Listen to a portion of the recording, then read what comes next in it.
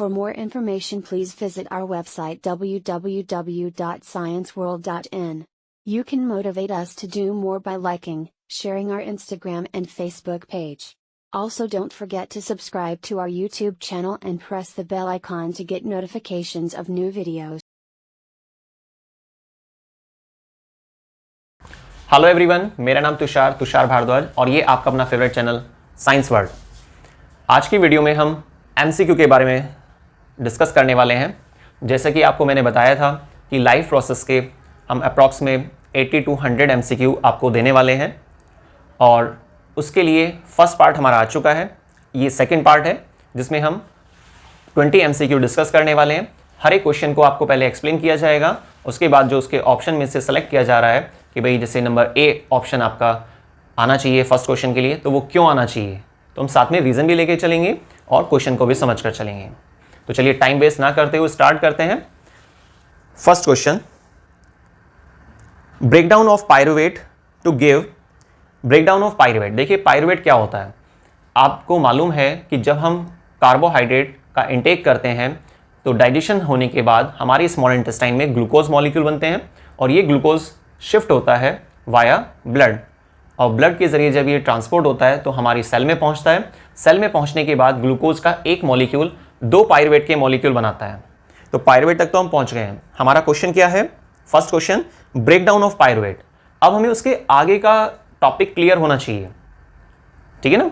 तो पायरुवेट के जब दो मॉलिक्यूल हमारे सेल के साइटोप्लाज्म में बन जाते हैं, ये मॉलिक्यूल फिर एंटर करते हैं माइटोकॉन्ड्रिया में। माइटोकॉन्ड्रिया में क्यों जाते हैं, क्योंकि वहां पर इनको एटीपी फॉर्मेशन करना था। Stored form of energy means adenosine triphosphate. तो अब पायरुवेट के मॉलिक्यूल जब माइटोकॉन्ड्रिया में एंटर करते हैं तो उन्हें चेंज होना पड़ता है एक नए सब्सटेंस में, और वो क्या है, एसिटाइल कोएंजाइम ए। क्या है वो, एसिटाइल कोएंजाइम ए। तो देखिए यहां पर चार ऑप्शन आ रहे हैं हमारे पास कि breakdown of pyruvate to give A carbon dioxide, B water, water तो बिल्कुल गलत है ना, वो तो मैचिंग ही नहीं है उसकी। तो C acetyl coenzyme A, D energy. यहां पर कार्बन डाइऑक्साइड और एनर्जी ये भी कुछ हद तक मैच होते हैं, ठीक है ना।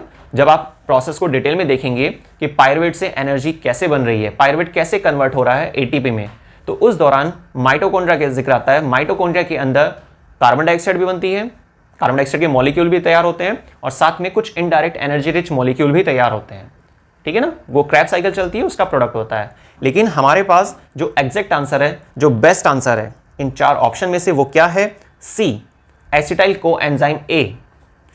तो फर्स्ट क्वेश्चन का क्लियर आंसर क्या बनता है, एसिटाइल कोएंजाइम ए।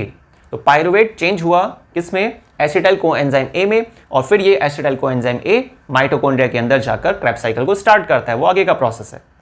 तो फर्स्ट के लिए सी सेलेक्ट करना होगा आपको। Next question, question number second, when air is blow from mouth into test tube containing lime water turns milky due to the presence of. हमारे माउथ से कौन सी ऐसी गैस रिलीज होती है जिसकी वजह से जो लाइम वाटर है वो मिल्की हो जाता है। लाइम वाटर का फॉर्मूला क्या होता है, CaOH का होल ट्वाइस। अब आप सोचिए, जब हम इंस्पायरेशन करते हैं तो एयर का इंटेक करते हैं, और जब हम एक्सपायरेशन कर रहे हैं तो वहां पर क्या होती है, कौन सी गैस होती है, कार्बन डाइऑक्साइड। तो हम कार्बन डाइऑक्साइड को रिलीज कर रहे हैं और O2 का इंटेक कर रहे हैं, ठीक है ना। तो ये जो CO2 है, जब ये CO2 lime water means CaOH का होल ट्वाइस, तो उसके साथ रिएक्शन करती है तो उसको क्या कर देती है, मिल्की कलर में चेंज कर देती है, ठीक है ना। तो अब हमारे पास ऑप्शन क्या है, first oxygen gas, A oxygen gas, B carbon dioxide, C nitrogen, D water vapour. जैसे कि आपने अभी एक्सप्लेनेशन सुनी है तो उसके आधार पर क्या आंसर आना चाहिए यहां पर, कार्बन डाइऑक्साइड। तो क्वेश्चन नंबर सेकंड के लिए जो एग्जैक्ट आंसर होगा वो क्या है, बी कार्बन डाइऑक्साइड। क्योंकि जो हम गैसेस को एक्सपेल कर रहे हैं, एक्सपायरेशन कर रहे हैं, एक्सलेशन कर रहे हैं, उसमें क्या चीज है, कार्बन डाइऑक्साइड, और उसी कार्बन डाइऑक्साइड की वजह से जो लाइम वाटर है वो मिल्की हो जाता है। नेक्स्ट क्वेश्चन नंबर 3, देखिए क्वेश्चन नंबर 3 में आपसे पूछा जा रहा है विच of the following is an incorrect statement. जो इस तरह के क्वेश्चन होते हैं ये थोड़ा कंफ्यूजन क्रिएट करते हैं। भाई क्या ना, यहां पर अगर ये पूछा जाता कि करेक्ट स्टेटमेंट कौन सी है तो हमारा ब्रेन अलग तरीके से सोचकर चलता है चीजों को, लेकिन यहां पर पूछा जा रहा है इनकरेक्ट कौन सी है, कौन सी पूछा जा रहा है, इनकरेक्ट स्टेटमेंट क्या है? अब ध्यान से सुनिएगा। ए, क्वेश्चन नंबर 3 में first part, organism grow with the time. भाई ये तो बात ठीक है, ऑर्गेनिज्म जो है समय के साथ साथ ग्रो करते हैं, ठीक है ना? तो फर्स्ट नंबर ए स्टेटमेंट ये क्लियर है, सही है। B, organism must repair and maintain their structure, बात सही है ये भी। C, movement of molecules does not take place among the cell, यहां गड़बड़ है। देखिए मूवमेंट तो होती है, लेकिन इस ऑप्शन में क्या कहा जा रहा है? सी ऑप्शन में movement of molecule does not take place among the cell, cells के बीच मॉलिक्यूल्स की जो मूवमेंट है वो नहीं होती है। पर ऐसा नहीं है, सेल्स मटेरियल एब्जॉर्ब करती हैं और एक सेल से दूसरे सेल में भी शिफ्टिंग होती है, ये तो सब आपने सुना हुआ है। तो नंबर 3 क्वेश्चन का सही आंसर क्या होना चाहिए? सी। सी वो पॉइंट है जो इनकरेक्ट है, बाकी 3 पॉइंट्स में दिए हुए हैं ए, बी और डी, वो सही हैं। तो clear cut answer question number 3 में सी जो आपको सेलेक्ट करना होगा। तो क्वेश्चन नंबर 3 के लिए आपको सही आंसर कौन सा सेलेक्ट करना होगा? सी। नेक्स्ट क्वेश्चन स्टार्ट करते हैं। Question number 4, pH of oral cavity is, अब आगे 4 ऑप्शन है। पीएच का मतलब क्या होता है? पावर ऑफ हाइड्रोजन, ठीक है। हमारे स्टमक में एक अलग वैल्यू रहनी चाहिए पीएच की, और वो कितनी? 1.4। और हमारी जो ऑरल कैविटी है, ऑरल कैविटी में पीएच वैल्यू कितनी डिसाइड की हुई है? 5.5, ठीक है। PH means power of hydrogen. PH के बारे में सबसे पहले एक साइंटिस्ट जिन्होंने बताया था, और उनका नाम क्या था? सोरेनसन। तो सोरेनसन साइंटिस्ट ने 1909 में पीएच के बारे में डिटेल दी थी, पीएच स्ट्रिप के बारे में बताया था कि वो क्या होता है, किस तरीके से हम उसके एप्लीकेशन देख सकते हैं ह्यूमन बॉडी में या डेली लाइफ में, इस तरीके से। तो पीएच हमारी oral cavity, oral cavity means mouth cavity या बक्कल कैविटी। तो हमारी ऑरल कैविटी में पीएच कितना होना चाहिए? A 5.4, B 5.5, C 5.6, D 5.7। तो सोचिए सही आंसर क्या होना चाहिए यहां पर? बी 5.5। हमारी ऑरल कैविटी का पीएच 5.5 है, और याद रखिएगा अगर हमारी ऑरल कैविटी का पीएच 5.5 से थोड़ा भी डाउन जाता है ना, तो इसका मतलब एसिडिक नेचर। इसलिए कहा जाता है दांतों की रेगुलर क्लीनिंग होनी चाहिए, ऑरल कैविटी की क्लीनिंग रेगुलर होनी चाहिए, है ना, दिन में 2 बार होनी चाहिए कम से कम। जिससे क्या होता है, हमारी ऑरल कैविटी साफ रहती है और बैक्टीरिया को डेवलप होने का वहां पर मौका नहीं मिलता है। क्योंकि अगर बैक्टीरिया वहां पर डेवलप करते हैं, ग्रो करते हैं, तो एसिड फॉर्मिंग बैक्टीरिया होते हैं, और जो एसिड की फॉर्मेशन करने वाले हैं, और एसिड की फॉर्मेशन होने के बाद वहां पर पीएच वैल्यू डाउन हो जाती है। पर पीएच वैल्यू डाउन क्यों हो जाती है? क्योंकि सोरेनसन साइंटिस्ट ने बताया था एक रिलेशन, पीएच इनवर्सली प्रोपोर्शनल होता है एच आयंस के, ठीक है। तो एच आयंस मींस एसिड, तो एच आयंस, देखिए एच आयंस का कैसे कनेक्शन है मैं आपको थोड़ा एक्सप्लेन कर देता हूं। एसिड्स उन कंपाउंड को कहा जाता है जो वाटर में डिसॉल्व होने पर एच पॉजिटिव आयन प्रोड्यूस करते हैं, ठीक है ना। तो यहां पर आपको ध्यान रखना होगा कि अगर वहां पर एसिड बढ़ता है ऑरल कैविटी में, तो पीएच वैल्यू डाउन हो जाएगी। अगर पीएच वैल्यू 5.5 से थोड़ा भी डाउन जाती है, तो हमारी जो ऑरल कैविटी में ये साइड में पिलर्स टाइप के होते हैं ना, मीन्स जो दांत होते हैं, तो ये खराब होने स्टार्ट हो जाएंगे, और बस आगे तो आप समझ सकते हैं क्या क्या दिक्कत आने वाली होंगी फिर। चलिए क्वेश्चन नंबर 5। क्वेश्चन नंबर 5 हमारे पास है, name the structure that help to increase surface area in small intestine. Small intestine एक वो प्लेस होता है जहां पर कंप्लीट डाइजेशन होता है। आप जो भी फूड खाते हैं, चाहे आप प्रोटीन खा रहे हैं, फैट खा रहे हैं, कार्बोहाइड्रेट खा रहे हैं, आप मशरूम ले रहे हैं, कुछ भी, जो भी आप एक्सवाइजेड चीज ले रहे हैं, उसमें प्रोटीन, फैट, कार्बोहाइड्रेट में से जो भी चीज होती है, अल्टीमेटली हमारी स्मॉल इंटेस्टाइन में उसको डाइजेस्ट होना ही होता है। और अगर कोई चीज स्मॉल इंटेस्टाइन में भी डाइजेस्ट नहीं हो पाती है, दैट मीन्स आपकी बॉडी में वो डाइजेस्ट होनी ही नहीं है। क्लियर? तो ब्रेन क्या एक सिग्नल जनरेट कर देता है कि भाई ये तो वेस्ट है, वेस्ट है ना, और वो चीज कहां पहुंच जाती है फिर हमारे लार्ज इंटेस्टाइन में। लार्ज इंटेस्टाइन के 3 पार्ट होते हैं, केइकम, कोलोन, रेक्टम। तो लार्ज इंटेस्टाइन में एंटर कर जाती है। अब हम उसको क्या बोलते हैं? अनडाइजेस्टेड फूड या वेस्ट मटेरियल, फीकल मैटर, तो ये सब नाम दिए जाते हैं। तो स्मॉल इंटेस्टाइन वो प्लेस है जहां पर कंप्लीट डाइजेशन हो जाता है, कैसा भी फूड हो, अगर उसका डाइजेशन होना है आपकी बॉडी में तो। अब देखिए क्वेश्चन क्या है हमारे पास। क्वेश्चन नंबर 5, एक ऐसी स्ट्रक्चर का नाम बताना है जो मदद करती है सरफेस एरिया को बढ़ाने में स्मॉल इंटेस्टाइन का। और ऐसी क्या स्ट्रक्चर होती है? Intestinal villi. अब फंडस तो कंफ्यूज करने के लिए है ना, फंडस पार्ट है स्टमक का, बात चल रही है स्मॉल इंटेस्टाइन की। तो अगर आपको ये बात मालूम है कि फंडस स्टमक का पार्ट है तो आप ए ऑप्शन सेलेक्ट नहीं करने वाले हैं, ठीक है ना, नहीं करेंगे। बी केइकम, केइकम स्मॉल इंटेस्टाइन के नेक्स्ट नंबर जिसको हम बोलते हैं लार्ज इंटेस्टाइन, लार्ज इंटेस्टाइन का पार्ट होता है केइकम, तो वो भी सेलेक्ट नहीं करने वाले हम।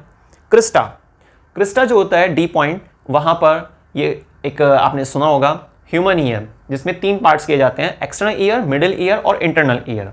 तो इंटरनल ईयर के अंदर आपको एक डेप्थ में जाने पर स्ट्रक्चर मिलती है और वो क्या है, क्रिस्टा। तो यहां पर क्रिस्टा का रोल नहीं है। अब बात आती है कौन सा ऑप्शन बचता है, सी।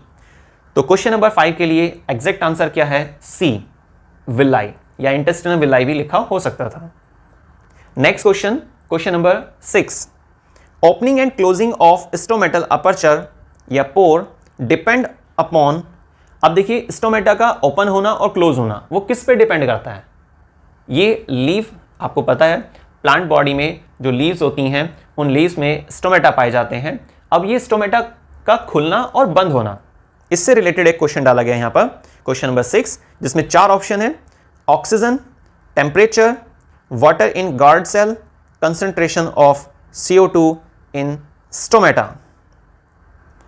तो ओपनिंग और क्लोजिंग जो होती है स्टोमेटल पोर की वो किस पे डिपेंड करती है, ऑक्सीजन पे डिपेंड करती है, ए, बी टेम्परेचर पर डिपेंड करती है, C water in a guard cell, guard cell में वाटर कितना है उस पर डिपेंड करती है, या concentration of CO2 in stomata उस पर डिपेंड करती है। तो यहां पर हमारे पास सही आंसर होगा C, water in a guard cell. Guard cell में जब वाटर एंटर करता है तो टर्जिडिटी आ जाती है, तो स्टोमेटल ओपनिंग बढ़ जाती है, ठीक है। जो पहले नैरो था, बहुत फाइन क्वालिटी का पोर था, तो उसका साइज बढ़ जाता है, जिसकी वजह से फिर बाकी एक्सचेंज वगैरह हो पाएगा मटेरियल्स का। क्लियर। तो क्वेश्चन नंबर 6 में एग्जैक्ट आंसर क्या होना चाहिए, C, water in a guard cell. Next question की तरफ आते हैं, question number 7, which of the following is an anticoagulant substance which is used during dialysis. देखिए यहां पर हमें क्वेश्चन के आंसर्स को सेलेक्ट करने से पहले 2 वर्ड क्लियर होने चाहिए, एंटीकोगुलेंट क्या होता है और डायलिसिस क्या होता है। देखिए एंटीकोगुलेंट वो सब्सटेंस होते हैं, वो केमिकल सब्सटेंस होते हैं जो ब्लड को जमने नहीं देते हैं, क्लॉट नहीं बनने देते हैं, उनको हम बोलते हैं एंटीकोगुलेंट। कोगुलेंट मीन्स जमना, ठीक है, एक क्लॉट बन जाना, ठीक है। लेकिन एंटीकोगुलेंट क्या होता है, वो सब्सटेंस जो क्लॉट नहीं बनने देंगे, है ना। दूसरा वर्ड हमारे पास आ रहा है इस क्वेश्चन में, डायलिसिस। डायलिसिस क्या होता है, एक पूरा मैकेनिज्म है, एक पूरा प्रोसेस होता है, जिस प्रोसेस में आर्टिफिशियल किडनी का इस्तेमाल किया जाता है, क्योंकि जो पेशेंट है, जो व्यक्ति है, उसकी अपनी किडनी अच्छी तरीके से काम नहीं कर पा रही है, सफिशिएंट वे में काम नहीं कर पा रही है, काफी हद तक खराब हो चुकी हैं। तो किडनी के फंक्शन को कौन परफॉर्म करेगा, इसीलिए डॉक्टर्स क्या करते हैं, एक आर्टिफिशियल किडनी, एक प्रोसेस का इस्तेमाल करते हैं। उस आर्टिफिशियल किडनी को आप डायलिसर मशीन भी कह सकते हैं, और जो पूरा मैकेनिज्म होता है, जो पूरा प्रोसेस है, उसको हम डायलिसिस बोलते हैं, रेनल डायलिसिस भी कह देते हैं इसको, ठीक है। क्वेश्चन एक बार फिर से सुनते हैं, question number 7, which of the following is an anticoagulant substance which is used during the dialysis. अब 4 ऑप्शन है हमारे पास, ए ग्रेसिलेरिया, ग्रेसिलेरिया की कोई मैचिंग नहीं है, ये एक तरह का एल्गल पार्ट होता है, एल्गा है बल्कि एक तरह से, ग्रेसिलेरिया और जेलेडियम, है ना, ये 2 एल्गा काफी ज्यादा यूज में आते हैं और टिश्यू कल्चर टेक्निक के दौरान, ठीक है। तो यहां पर कुछ मतलब नहीं है इसका। बी हिपेरिन, ये बढ़िया लग रहा है ना, इसको पेंडिंग में कर देते हैं, पहले बाकी सारे चेक करते हैं, क्योंकि अगर मैंने इसको अभी एक्सप्लेन कर दिया तो आपका इंटरेस्ट नहीं रहेगा COD को समझने के लिए।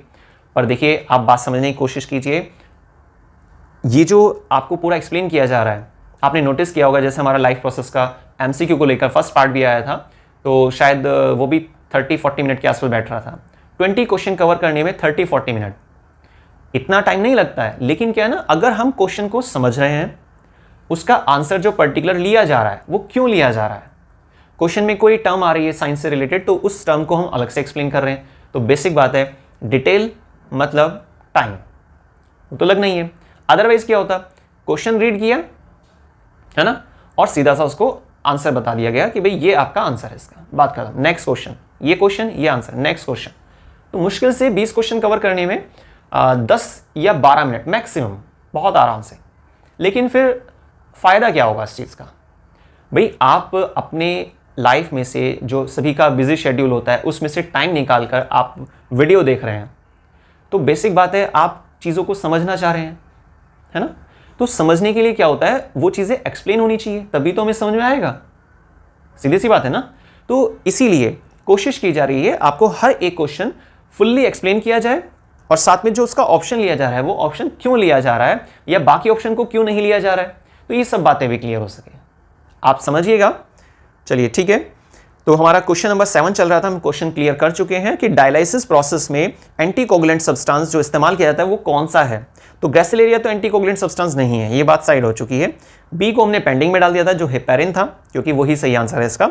डोपामाइन, डोपामाइन एक सेपरेट केमिकल सब्सटेंस है जो हमारे जैसे हम अच्छा सोच रहे हैं, पॉजिटिव थिंकिंग रख रहे हैं, तो उस समय पर रिलीज होता है। ये हमारे ब्रेन के एक पर्टिकुलर पार्ट से रिलीज होता है, और हिप्पोकैम्पस पार्ट होता है उससे भी रिलीज होता है ये। और ये जब रिलीज होता है तो हमारी बॉडी में एक तरह की पॉजिटिविटी जनरेट करता है। इसलिए आपने शायद सुना भी होगा किसी से कि, या आप लोग जानते भी हैं कि आपको अच्छा सोचना चाहिए। अगर आपने डिसाइड कर लिया कि भाई कोई XYZ टॉपिक है, मान लेते हैं DNA पॉलीमॉर्फिज्म, कोई XYZ टॉपिक एग्जाम्पल के तौर पर हमने ले लिया कि भाई सुनने में बड़ा हार्ड लग रहा है ना, DNA पॉलीमॉर्फिज्म, पता नहीं क्या चीज़ है। ट्रांसक्रिप्शन ले लिया आपने, सेंट्रल डॉग्मा ले लिया, सेल सिग्नलिंग ले लिया आपने, तो सुनने में बड़े अजीब लगते हैं। या हैशिमोटो डिजीज ले लिया आपने, इम्यूनोलॉजिकल डिसऑर्डर ले लिया, तो ये टॉपिक सुनकर ऐसा लगता है भाई पता नहीं क्या है ना। लेकिन अगर आपने ये डिसाइड कर लिया कि भाई आप किसी भी व्यक्ति के जरिए, मैं ऐसा नहीं बोल रहा हूँ कि सिर्फ आप हमारी ही वीडियो देखिए या हमारी वेबसाइट से आप मटेरियल देखिए, जहाँ से भी आपको बेस्ट लगता है, जिस पर आपको ट्रस्ट है, तो अगर हमें किसी भी व्यक्ति पर ट्रस्ट हो जाता है कि हाँ भाई ये व्यक्ति है, ये एक्सप्लेन कर रहा है, बात समझ में आ ही जाएगी, तो आप यकीन मानिए वो बात आपको, वो टॉपिक आपको क्लियर होना है, पक्का 101% क्लियर होना है। तो ट्रस्ट करने से क्या होता है, ये हमारी बॉडी में एक साइंटिफिक वे में चेंजेस आते हैं, है ना। चलिए फिर कभी सेपरेट वीडियो में इसको देखते हैं, डोपामाइन से रिलेटेड। तो नेक्स्ट हमारे पास डी ऑप्शन है हेपेटिक। हेपेटिक तो लीवर की सेल को बोलते हैं ना, जो बाइल जूस वगैरह बनाती हैं। अब बात आती है बी, हेपेरिन। हेपेरिन एक एंटीकोगुलेंट सब्सटेंस होता है। अच्छा, एक और चीज, अगर यहां पर क्वेश्चन होता कि विच of the following is an anticoagulant substance, सिर्फ इतना, डायलिसिस को हाईलाइट ना किया जाता, तो और यहां पर ऑप्शन में जो ए, सी और डी, ये 3 ऑप्शन तो ठीक है, लेकिन बी ऑप्शन के प्लेस पर लिखा होता हिरोडिन, तो वो भी ठीक होता। हिरोडिनेरिया सुना आपने, इंडियन कैटल लीच, है ना, जॉक बोलते देते हैं उसको, जॉक, है ना, जो आपके पॉन्ड वगैरह में इधर उधर, या फिर आपने एक्वेटिक सिस्टम में देखा होगा, और या फिर किसी मूवी में भी देखा होगा शायद, है ना, कि भाई बॉडी पर चिपक जाती है और ब्लड सक करती है ना। तो जिस समय जो जॉक होती है, इंडियन कैटल लीच, हिरोडिनेरिया जिसको हम बोल रहे हैं, वो ऐसे चिपकता है। तो चिपकने के बाद क्या है, वो ब्लड को सक करता है, लेकिन उसको मालूम है, इंटेलिजेंट है वो काफ़ी, कि भाई जैसे ही कट लगेगा स्किन पर तो ब्लड तो क्लॉट हो जाएगा, तो ब्लड को कैसे सक कर पाएगा, तो इसलिए वो क्या करता है, पहले कट लगाता है, कट लगाने के बाद वहां पर एक केमिकल सब्सटेंस को रिलीज करता है जिसका नाम क्या है, हिरोडिन। तो आप सोचिए जरा, हिरोडिन किसने रिलीज किया, हिरोडिनेरिया ने। याद रखना बहुत ईजी है। तो हिरोडिन भी एक एंटीकोगुलेंट सब्सटेंस होता है जो ब्लड को जमने नहीं देता और फटाफट से वो ब्लड को सक करता है। क्लियर। तो यहां पर फिलहाल बात आ रही है ह्यूमन से रिलेटेड, है ना, डायलिसिस प्रोसेस को यहां पर ऐड कर दिया वर्ड को, इसलिए हमें हेपेरिन डालना होगा। अगर बाई चांस मैं ऑप्शन में ये ऐड कर देता हूं कि हिरोडिन भी आ रहा है, क्या आ रहा है, हिरोडिन भी आ रहा है और साथ में हेपेरिन भी आ रहा है, तो कंफ्यूज हो गए ना। तो आप हिरोडिन सेलेक्ट करेंगे या हेपेरिन, भाई दोनों ही एंटीकोगुलेंट सब्सटेंस है, लेकिन बात आ रही है ह्यूमन के डायलिसिस की, तो इसका मतलब आपको क्या सेलेक्ट करना होगा, हेपेरिन। ठीक है, तो क्लियर हुआ आपको क्वेश्चन नंबर 7। क्वेश्चन नंबर 7 में आपने क्या सिलेक्ट करना होगा, एग्जैक्ट आंसर क्या बनेगा हमारा, बी। क्वेश्चन नंबर 7 में एग्जैक्ट आंसर क्या है, बी, हेपेरिन। चलिए नेक्स्ट क्वेश्चन की तरफ चलते हैं। Which of the following substance present in the waste of spider. देखिए ह्यूमन बॉडी या कोई भी लिविंग ऑर्गेनिज्म अपनी बॉडी से जब वेस्ट को रिमूव करता है, तो वहां पर वेस्ट रिमूव करने के आधार पर उस वेस्ट में क्या केमिकल सब्सटेंस है जो डोमिनेंसी में है, उसके आधार पर 3 मेन कैटेगरी बनाई जाती हैं, अमोनोटेलिक ऑर्गेनिज्म, यूरिकोटेलिक ऑर्गेनिज्म और यूरियोटेलिक ऑर्गेनिज्म। लेकिन इन 3 के अलावा एक और कैटेगरी भी जनरेट की गई है, ठीक है, और वो क्या है, ग्वानोटेलिक ऑर्गेनिज्म। देखिए अमोनोटेलिक जो मेन तो 3 कैटेगरी हैं, लेकिन अभी फिलहाल आप ये मानकर चलिए 4th कैटेगरी को भी हाल ही में ऐड किया गया है, ग्वानोटेलिक ऑर्गेनिज्म। तो अगर आप बात करते हैं अमोनोटेलिक ऑर्गेनिज्म की, देखिए टॉपिक को एक्सप्लेन कर लेते हैं कि हो सकता है ऐसा नहीं है क्वेश्चन खत्म हो गए हैं, क्वेश्चन तो खत्म करना पॉसिबल ही नहीं है। चैप्टर को खत्म करना पॉसिबल है, चैप्टर को 100% कवर करना पॉसिबल है, पर सारे क्वेश्चन कवर करना वो पॉसिबल नहीं है। इसलिए हमने कोशिश की है कि आपके पास जितने भी एमसीक्यू से रिलेटेड पार्ट्स आने वाले हैं लाइफ प्रोसेस के, उन सभी में जो बेस्ट एमसीक्यू हैं, जो मोस्ट इंपॉर्टेंट एमसीक्यू हैं, वो हम आपके लिए ला पाएं, ठीक है। लेकिन फिर भी आप टॉपिक को कवर करके चलिए, जो यहां पर मैं आपको समझाने की कोशिश कर रहा हूं। अगर अमोनोटेलिक ऑर्गेनिज्म की बात आती है तो उनके वेस्ट में क्या पाया जाता है? अमोनिया पाया जाता है। उनके वेस्ट में क्या पाया जाता है? अमोनिया। यूरिकोटेलिक ऑर्गेनिज्म वो ऑर्गेनिज्म होते हैं जिनके वेस्ट में यूरिक एसिड पाया जाता है, ठीक है। Uricotelic means uric acid. अगर बात आती है नंबर 3 यूरियोटेलिक ऑर्गेनिज्म, तो उनके वेस्ट में यूरिया पाया जाता है। और लास्ट ग्वानोटेलिक ऑर्गेनिज्म वो ऑर्गेनिज्म होते हैं जिनके वेस्ट में ग्वानिन पाया जाता है। हाँ जी, बिल्कुल सही सोच रहे हैं आप, बिल्कुल एग्जैक्ट सोच रहे हैं। ग्वानिन, ये वही ग्वानिन है। डीएनए में 4 तरह के बेसिस होते हैं ना, adenine, thymine, guanine, cytosine, clear. तो वही ग्वानिन अगर वेस्ट की फॉर्म में पाया जा रहा है, हालांकि इसके लिए सेलेक्टेड एग्जांपल्स हैं और उनमें से एक मैंने यहां पर क्वेश्चन में डाला हुआ है, स्पाइडर। तो स्पाइडर के वेस्ट में अगर ग्वानिन मिल रहा है तो हम उसे क्या बोलते हैं? कौन सी कैटेगरी में प्लेस करने वाले हैं उसको? ग्वानोटेलिक ऑर्गेनिज्म। अब देखिए ऑप्शन क्या है यहां पर, अमोनिया, ए, बी यूरिक एसिड, सी यूरिया, डी ग्वानिन। अब आप सोच रहे होंगे यहां पर ग्वानोटेलिक ऑर्गेनिज्म तो नहीं है, क्योंकि देखिए क्वेश्चन में क्या कहा गया था? Which of the following substance present in a waste. अगर वो कैटेगरी पूछता है तो आप ग्वानोटेलिक ऑर्गेनिज्म डालेंगे, लेकिन यहां पर पूछा गया वेस्ट में क्या चीज मिल रही है, तो आप क्या सिलेक्ट करने वाले हैं? D, exact answer, guanine. Next question number 9, during inspiration diaphragm move. ये क्वेश्चन मेरे को बहुत बढ़िया लगता है। देखिए ये बहुत अच्छा क्वेश्चन है। अगर आपने रेस्पिरेटरी सिस्टम, हालांकि रेस्पिरेटरी सिस्टम पर हमारी वीडियो आ चुकी है, डिस्क्रिप्शन बॉक्स में आपको प्लेलिस्ट का लिंक मिल जाएगा, और जो लाइफ प्रोसेस पर हमने बनाई थी, ठीक है, और उसमें इंपॉर्टेंट टॉपिक पर वीडियोस जा चुकी हैं, आप देखिएगा उसको, आपने देखी भी है बल्कि। तो देखिए रेस्पिरेशन में इंस्पायरेशन और एक्सपायरेशन, जब आप गहरा सांस लेते हैं, ठीक है, जब आपने गहरा सांस लिया तो चेस्ट कैविटी का वॉल्यूम बढ़ता है। आप इसको खुद से फील करके देखिए, बड़ा अच्छा लगेगा, इंटरेस्टिंग टॉपिक है ये। तो जब आपने गहरा सांस लिया तो चेस्ट कैविटी का वॉल्यूम बढ़ता है, और जब चेस्ट कैविटी का वॉल्यूम बढ़ता है तो डायफ्राम क्या होता है? एक मसल्स की लेयर होती है जो हमारे लंग्स के नीचे पाई जाती है, जिसकी रेस्टिंग कंडीशन, जिसकी इनिशियल फेज क्या है? एज अ इनर्शिया, जिसकी इनर्शियल स्टेट क्या होती है? डॉम शेप इन स्ट्रक्चर, ठीक है। कैसी होती है? Dome shape in structure, resting mode में। लेकिन आपने जब फोर्सफुल इंस्पायरेशन किया, गहरा सांस लिया, है ना, तो उस समय क्या होता है? वो मूवमेंट ऊपर से नीचे की तरफ होती है। जो डायफ्राम हमारा डॉम शेप था वो लगभग फ्लैटेंड हो जाता है। तो मूवमेंट कैसे हुई? ऊपर से नीचे की तरफ, लेकिन कब हुई? इंस्पायरेशन के दौरान। अगर आप एक्सपायरेशन करते हैं तो वापस से वो ऊपर की तरफ मूवमेंट करता है, अपनी इनिशियल स्टेट में फिर से आ जाता है। टॉपिक क्लियर हुआ? अब देखिए क्वेश्चन में क्या पूछा जा रहा है आपसे। ड्यूरिंग इंस्पायरेशन डायफ्राम मूव करता है। कैसे मूव करता है? डाउनवर्ड इंस्पायरेशन के बाद, या अपवर्ड। अब तो आप सेलेक्ट कर सकते हैं कि भाई हमारे पास अपवर्ड कोई मतलब नहीं है, स्लाइटली अपर, थोड़ा सा ऊपर, बेकार। नन ऑफ दीज तो तब होगा ना जब हमारे पास ए ऑप्शन मैच ना कर रहा हो। देखिए डाउनवर्ड, और डाउनवर्ड ही हमारा सही आंसर है। तो इंस्पायरेशन में डायफ्राम नीचे की तरफ मूवमेंट करता है, फ्लैटेंड हो जाता है, क्योंकि ऐसे रिब्स जब पीछे की तरफ हटती हैं तो खिंचाव होता है, तो जो स्ट्रक्चर डॉम शेप थी वो खिंच जाती है, फ्लैटेंड हो जाती है। क्लियर हुआ आपको? ठीक है, तो ये हमारे पास क्वेश्चन नंबर 9, जिसका एग्जैक्ट आंसर क्या है? ए, डाउनवर्ड मूवमेंट होती है डायफ्राम की।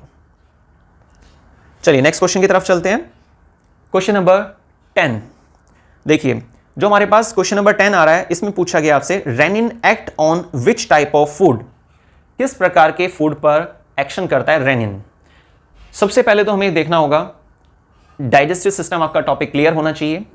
जब हम डाइजेशन के प्रोसेस को समझते हैं, ह्यूमन डाइजेशन के प्रोसेस को, तो एलिमेंट्री कैनाल में एक स्टेप आता है जिसको हम बोलते हैं स्मॉल इंटेस्टाइन, ठीक है, जहां पर कंप्लीट डाइजेशन होता है। लेकिन उससे जस्ट पहले एक स्टेप होता है जिसको हम बोलते हैं स्टमक। स्टमक में ठीक है कंप्लीट डाइजेशन नहीं होता, लेकिन फूड को स्टोर करने के लिए भी जाना जाता है। बाकी यहाँ पर प्रोटीन का डाइजेशन शुरू होता है। अनकुक्ड प्रोटीन की बात नहीं की है, अनकुक्ड का तो डाइजेशन स्टार्ट हो जाता है ओरल कैविटी से, लेकिन जो कुक्ड प्रोटीन होती है उसका डाइजेशन शुरू होता है कहाँ से? हमारे स्टमक से, क्योंकि स्टमक के अंदर क्या होता है? गैस्ट्रिक जूस पाया जाता है। क्या पाया जाता है स्टमक में? Gastric juice. और ये जो गैस्ट्रिक जूस है इसमें एक खास एंजाइम होता है जिसको हम बोलते हैं रेनिन। ये प्रोटीन पर एक्शन करता है, लेकिन इसकी एक शर्त है, इसकी एक शर्त होती है रेनिन की। रेनिन का कहना है कि भाई बाकी सब प्रोटीन के लिए तो पेप्सिन होता है, वहीं पर एक दूसरा एंजाइम मिलता है पेप्सिन, तो पेप्सिन को बोल देता है कि भाई तू बाकी सब प्रोटीन को डाइजेस्ट कर, है ना, लेकिन मैं सिर्फ एक ही प्रोटीन को डाइजेस्ट करूंगा, बाकी सब तेरे हिस्से में। और वो कौन सी प्रोटीन है? मिल्क में पाई जाने वाली प्रोटीन जिसको हम बोलते हैं कैजीन। ठीक है, तो रेनिन किस पर एक्शन करता है? कैजीन प्रोटीन पर, और उसको डाइजेस्ट करता है। रेनिन और पेप्सिन स्टार्टिंग में तो इनएक्टिव होते हैं, प्रोरेनिन और पेप्सिनोजन के नाम से, ठीक है, लेकिन फिर ये आगे चलकर एक्टिवेट हो जाते हैं। ठीक है, तो स्टार्टिंग में तो क्या होते हैं? ये इनएक्टिव होते हैं, लेकिन एचसीएल के प्रेजेंस में ये एक्टिवेट हो जाते हैं। तो प्रोरेनिन से रेनिन बन जाता है, पेप्सिनोजन से पेप्सिन बन जाता है। पेप्सिन बाकी सब प्रोटीन को डाइजेस्ट करने में हेल्प करता है, लेकिन रेनिन सिर्फ मिल्क प्रोटीन को डाइजेस्ट करने में हेल्प करता है। ठीक है ना, मिल्क प्रोटीन कौन सी? कैजीन। चलिए अब आगे आते हैं, इसमें ऑप्शन क्या है? तो यहां पर हमारे पास क्वेश्चन नंबर 10 में पूछा गया था कि आपका renin act on which type of food? A curd protein, B milk protein, C fat, D emulsified fat. तो फैट और एमल्सिफाइड फैट तो अलग चीज हो गई है, प्रोटीन पर एक्शन करता है, जिसका मतलब फैट वाला ऑप्शन डिलीट हो गया है ना, हटा दीजिए इसको। ए कर्ड प्रोटीन, लेकिन जैसे आपको मालूम हुआ अभी मैंने जो आपको एक्सप्लेन किया कि मिल्क की प्रोटीन पर एक्शन करता है। अब सोचिए जरा, अगर हमें ये टॉपिक क्लियर ना होता रेनिन किस पर एक्ट करता है पर्टिकुलरली, तो क्या हम इसे ऑप्शन को सेलेक्ट कर सकते हैं? नहीं। या तो क्वेश्चन हमारे पास रटा हुआ होना चाहिए, बिल्कुल बहुत बेस्ट क्वालिटी का, है ना, बढ़िया क्वालिटी का आपने रट्टा लगा रखा है, तब आप डायरेक्ट सेलेक्ट कर लीजिएगा। अच्छा रेनिन का क्वेश्चन आया क्या? ठीक है, तो मिल्क प्रोटीन। या फिर आप उसका प्रोसेस समझ लीजिए। प्रोसेस समझने से क्या है कि आपने उस क्वेश्चन को तो कवर कर ही लिया, साथ में आप और भी क्वेश्चन को कवर कर रहे हैं। ठीक है, क्योंकि टॉपिक में से बहुत सारे क्वेश्चन बनाए जा सकते हैं। चलिए खैर ठीक है। Question number 11, cardiac cycle. Cardiac cycle complete होती है, हमारे हार्ट, ह्यूमन हार्ट का काम होता है ब्लड को पंप करना। एक साइकिल को कंप्लीट करने के लिए, एक पूरा चक्कर लगाने में ह्यूमन बॉडी के अंदर ब्लड को 2 बार एंट्री करनी होती है ह्यूमन हार्ट में। ठीक है, इसलिए इसको डबल सर्कुलेशन भी बोलते हैं। लेकिन ये पूरे साइकिल कंप्लीट करने में जितना समय लगता है उसे क्या बोलते हैं? Cardiac cycle. कार्डियक मसल्स होती है ना हार्ट की, उस बेसिस पे नाम डाला गया है इसका। तो कितना समय लगता है? 0.8 सेकंड, 0.8 सेकंड, 1 सेकंड नहीं बोला गया, 1 सेकंड से भी कम समय। तो 4 ऑप्शन है, 0.2, 0.8, 0.8 सेकंड, क्योंकि बी वाले ऑप्शन में मिनट लगा हुआ है ना, और सी वाले में क्या है? सेकंड, और लास्ट 0.2 मिनट। तो हमारे पास सही आंसर क्या हुआ क्वेश्चन नंबर 11 के लिए?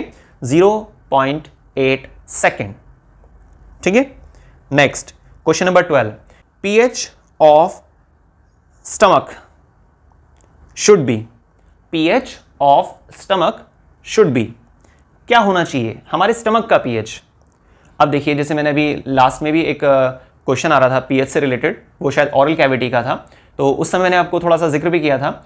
हमारे जो स्टमक होता है ना, स्टमक में भी एसिड पाया जाता है। स्टमक में क्या पाया जाता है? Acid.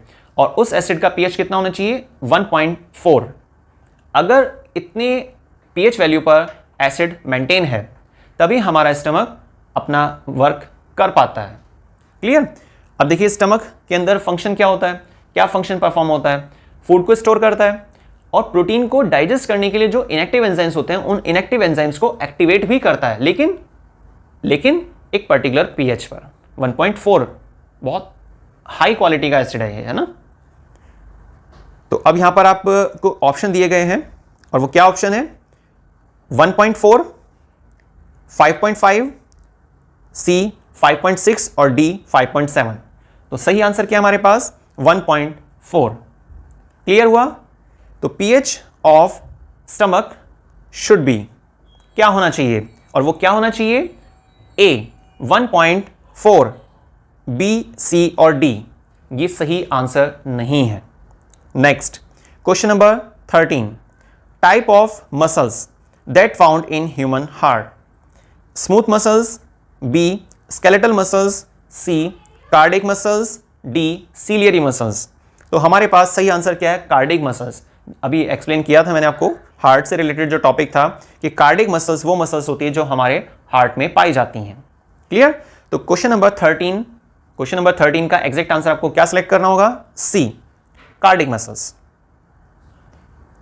Next question number 14, protective layer of lung in human is A pericardium, B pleura, C diaphragm. Diaphragm आपने सुना था अभी, लंग्स के नीचे की तरफ पाई जाती है एक लेयर, तो डायफ्राम तो नहीं है।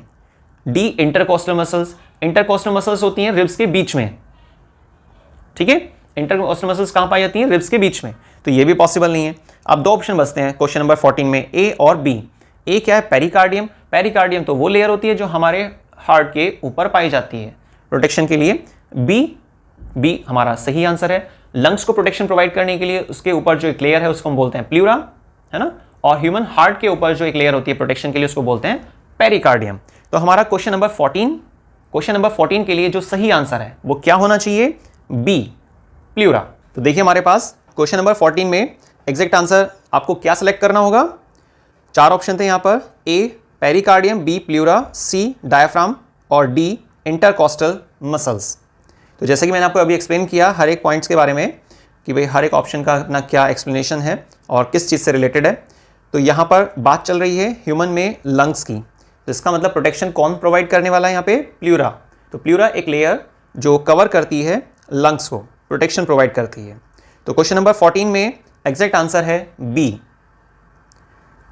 चलिए नेक्स्ट क्वेश्चन की तरफ। Question number 15, which chamber of heart pump blood. हमारे हार्ट का कौन सा चैम्बर है जो ब्लड को पंप करता है? आपको शायद लगेगा कि भाई क्वेश्चन में कुछ गड़बड़ है, कुछ डिस्टर्बेंस है। ह्यूमन हार्ट पंप करता है ब्लड को, लेकिन उसमें चैम्बर होते हैं, 4 चैम्बर होते हैं, 2 ऑरिकल ऊपर की तरफ और 2 वेंट्रिकल नीचे की तरफ। 2 क्यों बोला जाता है? वो लेफ्ट राइट का चक्कर होता है ना, वो आपने डायग्राम देखा हुआ है, आपने हमारी वीडियो में समझा भी होगा ह्यूमन हार्ट पर जो आई थी कि भाई कैसे स्ट्रक्चर होती है, कैसे उसको हम लेबल कर सकते हैं, राइट किधर लिखना चाहिए, लेफ्ट किधर लिखना चाहिए। ये सिंपल चीज़ नहीं है, थोड़ा सा कॉम्प्लिकेटेड है। इसमें क्या होता है कि जैसे हमारा जो राइट हैंड है उसको हम लेफ्ट साइड मेंशन करते हैं, ठीक है ना। ये मिरर इमेज होती है क्योंकि अपने ही वाले हार्ट को आप ऐसे फ्लिप करके पेज पर बनाते हैं, आप ऐसा मानकर चलिए, और तब उसके बाद लेबलिंग होती है। तो यहाँ पर चैम्बर कौन कौन से सेलेक्ट किए गए हैं? First A ventricle, left right दोनों, तो क्या ये ब्लड को पंप करते हैं? बी सिर्फ राइट वेंट्रिकल, सी ऑरिकल राइट और लेफ्ट, डी लेफ्ट ऑरिकल।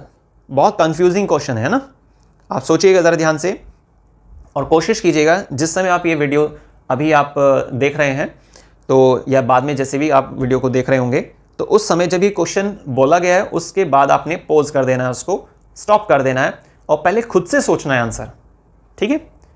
ये अच्छा तरीका है, आप जैसे ही क्वेश्चन को समझ लेते हैं कि वे क्वेश्चन में क्या पूछा जा रहा है उसके बाद आप उसको पॉज कर दीजिए और अपना वहाँ पर ऑप्शन सेलेक्ट कीजिए अपने हिसाब से। टॉपिक आपका पहले पढ़ा होना चाहिए, ठीक है ना।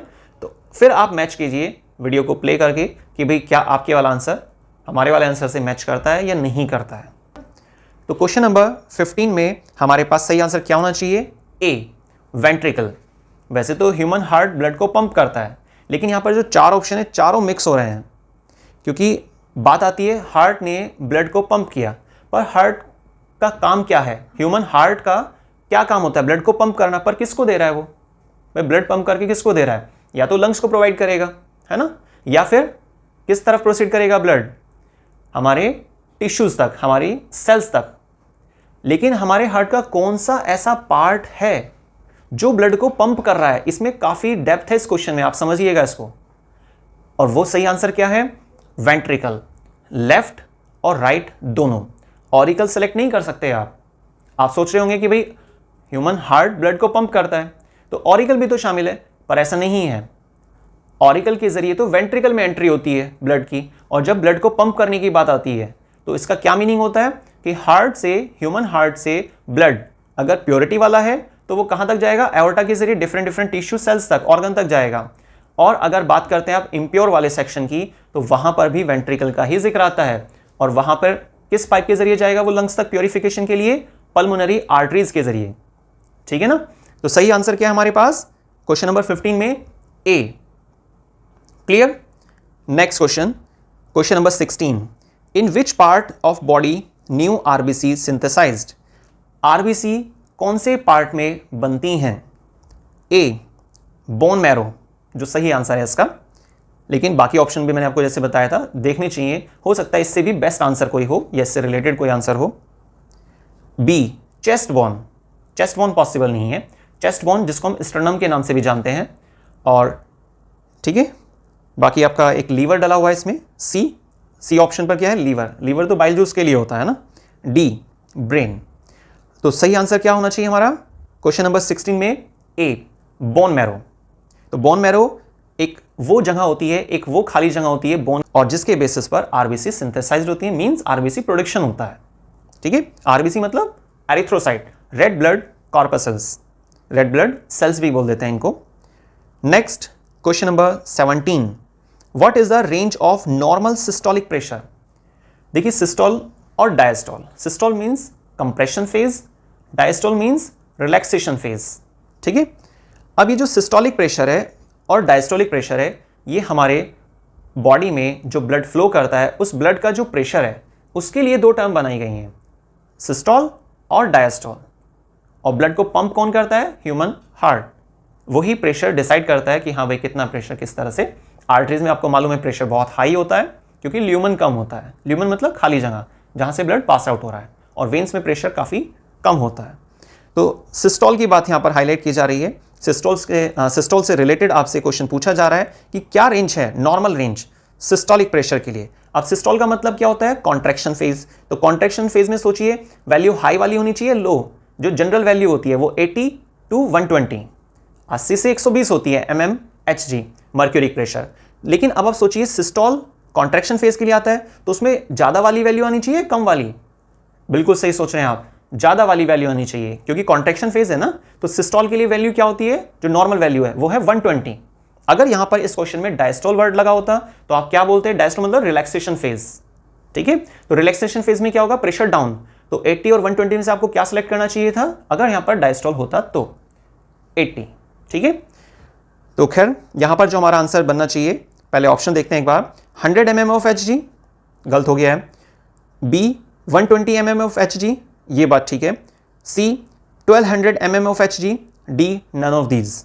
तो आप समझ गए होंगे क्वेश्चन नंबर 17 में एग्जैक्ट आंसर है B 120 mm of Hg।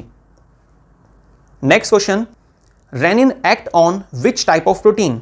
Rennin किस तरह की प्रोटीन पर एक्ट करता है? देखिए रेनिन मिल्क प्रोटीन पर एक्ट करता है, या आपने अभी हमारे पास एक लास्ट क्वेश्चन भी आया था उसमें मैंने आपको एक्सप्लेन किया था गैस्ट्रिक जूस के बारे में जो स्टमक में पाया जाता है, पेप्सिन, रेनिन वगैरह ये सब चीज़ हमने क्लियर की थी। तो रेनिन मिल्क प्रोटीन पर एक्शन करता है, ये बात आप समझ चुके हैं, लेकिन मिल्क प्रोटीन कौन सी? कैजीन।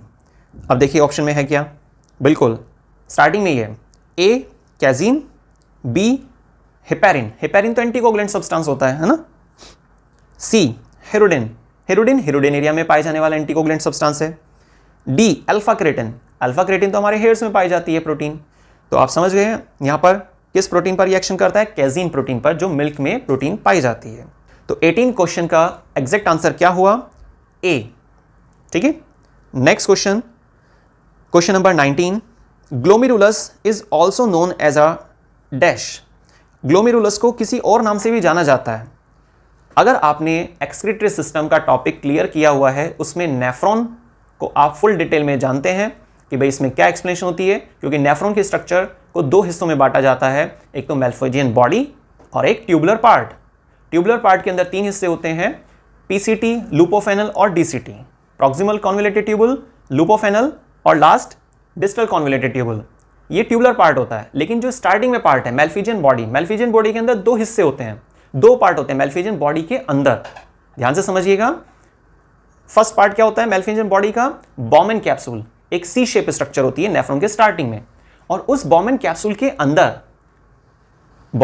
के अंदर जो एफरेंट वाला पाइप एंटर करता है वो हाईली कॉइल्ड हो जाता है, जिसको हम ग्लोमेरुलस भी कहते हैं, और उसी का दूसरा नाम होता है टफ्ट ऑफ कैपिलरी। ठीक है, फाइन ट्यूब्स का एक क्लस्टर होता है, एक लंप होता है। तो ये आपने समझ लिया है कि यहां पर क्या आंसर आना चाहिए। Glomerulus also known as a tuft of capillary means A.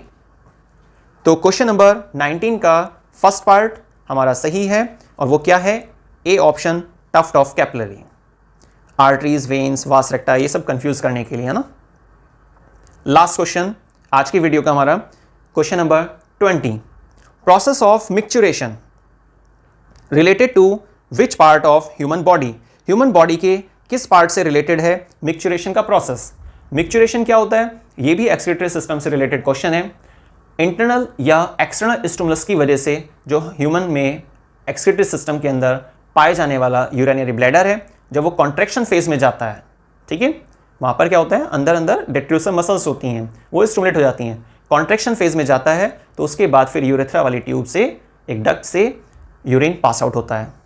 Clear.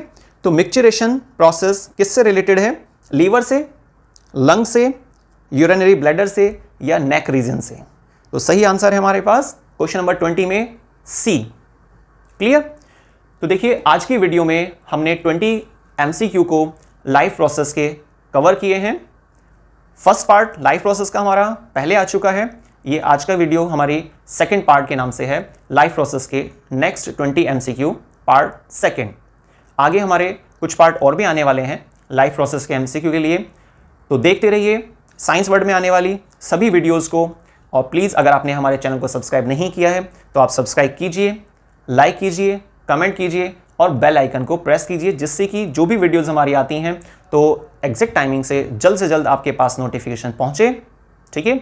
और नोटिफिकेशन आपके पास पहुंचेगा तभी आप क्वेश्चंस को या जो हमारी वीडियोस आती हैं डिटेल्ड वीडियो या शॉर्ट्स वगैरह हैं तो उन सभी को आप चेक कर पाएंगे और अपनी नॉलेज को अपडेट कर पाएंगे।